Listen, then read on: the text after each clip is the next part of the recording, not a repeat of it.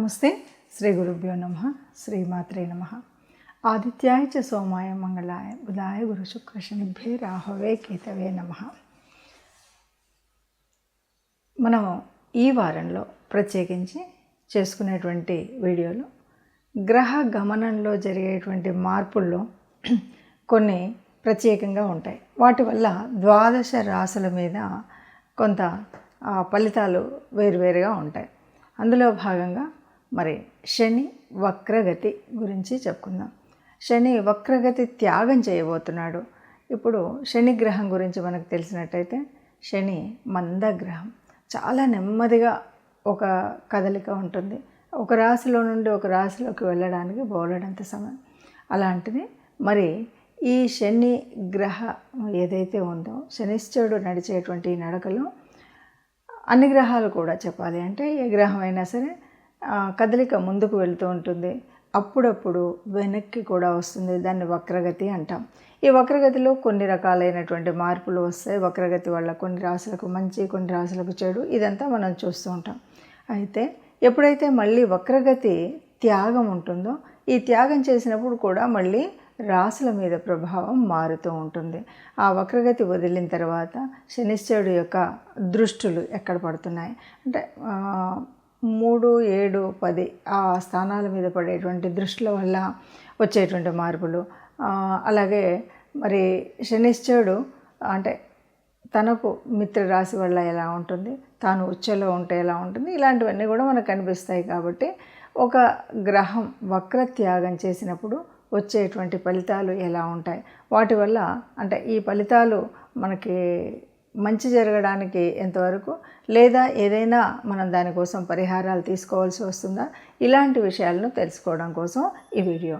అయితే ఈ నెల అంటే నవంబర్ 15వ తారీఖు మనకి శని వక్రత్యాగం చేయబోతున్నాడు. అంటే వెనక్కి వస్తున్నటువంటి తన మార్గాన్ని వదిలి మళ్ళీ తన ముందుకు వెళ్ళేటువంటి, ముందుకు సంచారం జరిగేటువంటి స్థితి మనకు కనపడుతుంది 15వ తారీఖు వరకు.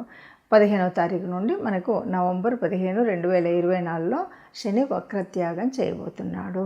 దీనివల్ల మనకి ద్వాదశ రాశుల వారికి ఎలా ఉంటుంది, ఒక్కొక్క రాశికి ఈ ఫలితాలు సత్ఫలితాలు ఎలా ఉంటాయి, లేదు అంటే మనం ఏం చేసుకోవాలి అనేటువంటి విషయం మీద మనం వీడియోని చూస్తాం. శనిగ్రహం శనిశ్చరుడు అనగానే మనందరికీ తెలిసినటువంటిది క్రమశిక్షణకు మారిపోయారు. ఏదైనా సరే ఎప్పుడు కూడా శనిశ్చరుడు మనకి అంటే ఏళ్ళనాటి శని అనుకోండి, అర్ధాష్టమ శని అనుకోండి, అష్టమ శని అనుకోండి, ఇవి కాకుండా శని దశ అంతర్దశలు, వీటన్నిటిలో కూడా చాలామంది భయపడుతూ ఉంటారు. అమ్మో ఏళ్ళనాటి శని 7.5 సంవత్సరాలు కష్టపడాలా, ఇలాగా అంటే శనిశ్చరుడు వచ్చాడు అంటే కష్టపడాలి అని మాత్రమే అనుకుంటాం.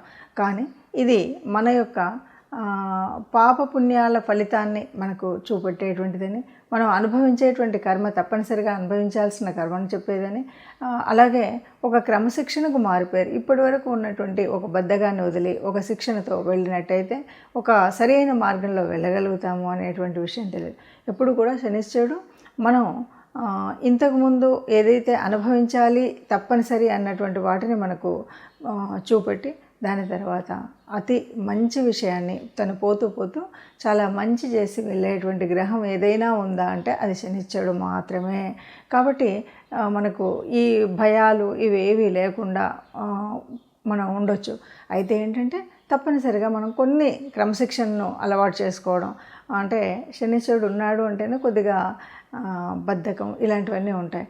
కానీ ఆయన ఇష్టపడేది ఏంటంటే మనం బద్ధకాన్ని వదలడం, సమయానికి లేవడం, మనం చేయాలనుకున్న పని వెంటనే చేయడం, ఇలాంటివన్నీ చేసినట్టయితే ఎట్లాంటి నష్టం కాకుండా తాను చాలా వరకు మంచిని ఇచ్చేటువంటి గ్రహం ఏదైనా ఉందంటే శనిశ్చరుడే.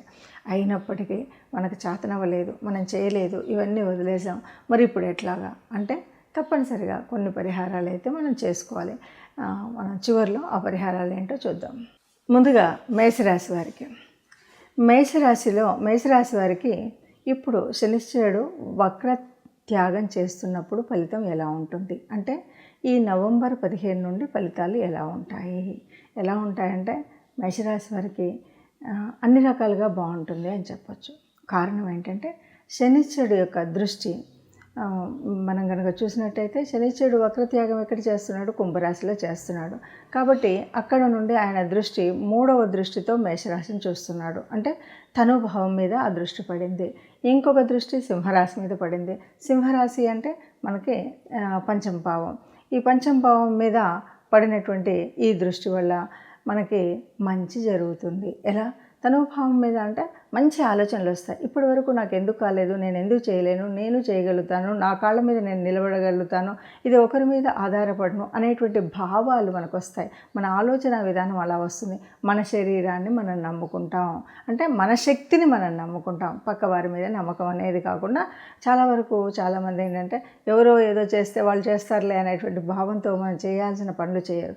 కానీ ఇప్పుడు మేషరాశి వారికి వచ్చేటువంటి ఆలోచన వల్ల మనం ఏ పనినైనా మనం చేసుకోగలుగుతాం అనే దానివల్ల ఉద్యోగంలో కానీ వ్యాపారంలో కానీ చక్కటి అభివృద్ధి అయితే ఉంటుంది. ఇంతేకాదు పంచమ దృష్టి అంటే మనకి ఇక్కడ కనబడేటువంటి సప్తమ దృష్టి ఏదైతే ఉందో మనకి మేషరాశికి అది పంచమ స్థానం అవుతుంది. పంచమ స్థానం సంతాన స్థానం. సంతాన స్థానం మనకి అంటే సంతానం వల్ల ఆనందం కలుగుతుంది. సంతానం లేని వారికి సంతానం కలుగుతుంది. కాబట్టి అన్ని రకాలుగా కూడా సంతోషాన్ని కలిగించేటువంటి విషయమే ఉంటుంది. ఇక మరి శనిశ్చరుడు యొక్క దశమ దృష్టి ఏదైతే 10వ దృష్టి ఉందో ఆ 10వ దృష్టి ఇక్కడ మేషరాశి వారికి అష్టమ స్థానం అవుతుంది. అష్టమం అంటే ఆయుష్కారకమైనటువంటిది.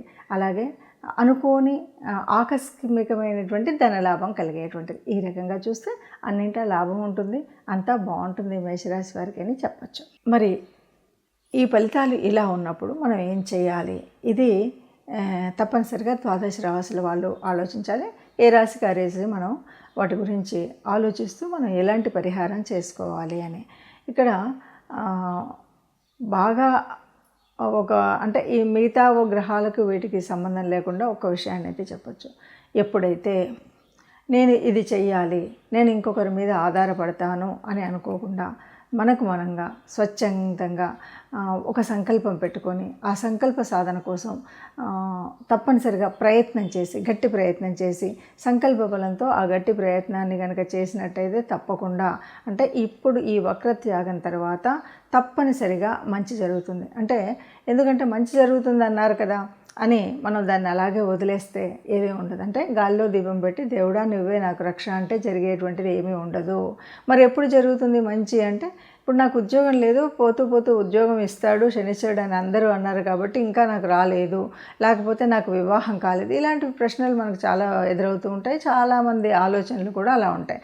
పోతూ పోతూ మంచినిస్తాడు అంటే నువ్వు ప్రయత్నం చేయకుండా మంచినివ్వడు. నువ్వు ఉద్యోగం కోసం ఒక అప్లికేషన్ పెట్టడము, ఉద్యోగం కోసం ఒక ప్రయత్నం చేయడం ఇలాంటివి చేస్తే నీకు దానివల్ల లాభం ఈ సమయంలో దొరుకుతుంది. దానికి అనుకూలమైనటువంటి వాతావరణం ఏర్పడుతుంది, అనుకూలమైనటువంటి స్థితి ఏర్పడుతుంది, అప్పుడు ఉద్యోగం వస్తుంది. నేను ఉద్యోగానికే అప్లై చేయలేదు, ఇంట్లో ఉన్నాను, పోతూ పోతూ నాకు ఉద్యోగం లేదు కాబట్టి ఉద్యోగం వస్తుందని నమ్మకంతో ఉన్నాను అంటే అది తప్పు. మనం చేసే ప్రయత్నాన్ని చేస్తే కనుక తప్పనిసరిగా ఈ ఉద్యోగ బాధ కానీ అంటే నిరుద్యోగ సమస్య కానీ వివాహ సమస్య కానీ సంతాన సమస్య కానీ లేదు ఉన్నత స్థితిలోకి వెళ్ళడం కోసం ఇల్లు వాకిలి లేనటువంటి వాళ్ళు ఏర్పరచుకోవాలనుకున్నా ఇవన్నీ కూడా పూర్తిగా మనకు లభిస్తాయి. ఎలా అంటే మనం ప్రయత్నం చేయాలి. అంటే ఈ కాలంలో మనం తప్పనిసరిగా నాకు రాదులే, నేను ఇన్ని రోజులు ప్రయత్నం చేసినా రాలేదు కదా అనేటువంటి భావన కాకుండా ఎందుకు రాదు అనేటువంటి భావనతో తప్పనిసరిగా గట్టి సంకల్పంతో ప్రయత్నం చేస్తే అందరికీ మంచి జరుగుతుంది. దీనివల్ల ఎవరికి ఏ రకమైనటువంటి నష్టం రాదు. దేవుడు భగవంతుడు ఆ గ్రహ స్థితిలో మనం ఆలోచించినట్టయితే శనిశ్చరుడు మనకి క్రమశిక్షణను నేర్పి వెళ్తాడు. క్రమశిక్షణలో ఉంటే కష్టాలు తొలగిస్తాడు. ఇది గుర్తుపెట్టుకుంటే చాలండి, మనకు అన్ని పరిహారాలు దొరికినట్టే.